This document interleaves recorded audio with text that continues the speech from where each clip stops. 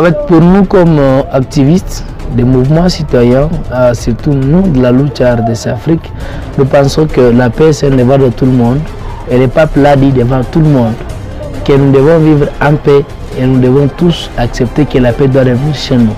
C'est un message qui interpelle nos autorités, qui interpelle tout le monde de comprendre que la paix doit être ici chez nous. Et le pape a dit, pour enrichir un peu, ou bien pour ajouter, ou bien pour compléter de ce qu'a dit monsieur le pape a dit que la paix ne viendra que de vous, les Congolais. Et le pape voudrait dire aux gens que vous devez accepter de vous prendre en charge. Nous devons accepter de verser notre sang pour que la paix puisse venir chez nous et honorer les messages de monsieur le pape.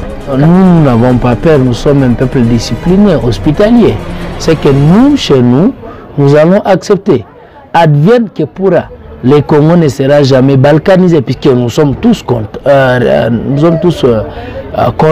et heureux que le pape ait été chez nous. Mais nous ne serons jamais contents ni heureux que le pape était chez nous et puis il y a une balkanisation. Puisque vous vous rappelez, nous avions vu au niveau du Soudan du Sud, le pape était au Soudan du Sud, au Soudan. Et maintenant, aujourd'hui, il y a Soudan du Sud et Soudan du Nord, il y a Djouba, Banjul et autre chose. Vous voyez. Et nous disons que nous n'accepterons jamais que le Congo soit balkanisé comme le Soudan a été balkanisé. Nous n'accepterons jamais que chez nous, il y ait massacre comme au Rwanda, il y avait eu massacre. C'est que nous disons aux Congolais, à nos compatriotes, concitoyens, ne tombez jamais, catholiques, musulmans, protestants, ne tombez jamais dans les bavires que nos frères africains, les Soudanais, ont été victimes. Ne tombez jamais dans des bavires et dans des barbaries que nos compatriotes rwandais ont été victimes. Vous savez, le peuple rwandais était un seul peuple. Il y avait les Hutus et les Tutsis.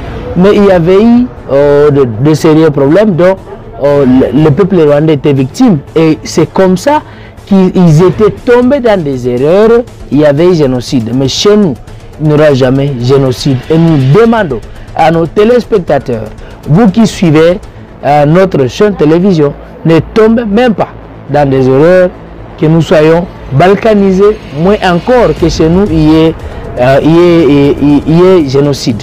Nous sommes un seul peuple, nous sommes des Congolais et nous devons nous unir pour barrer route à l'ennemi, M. Kagame. Kagame, c'est notre ennemi.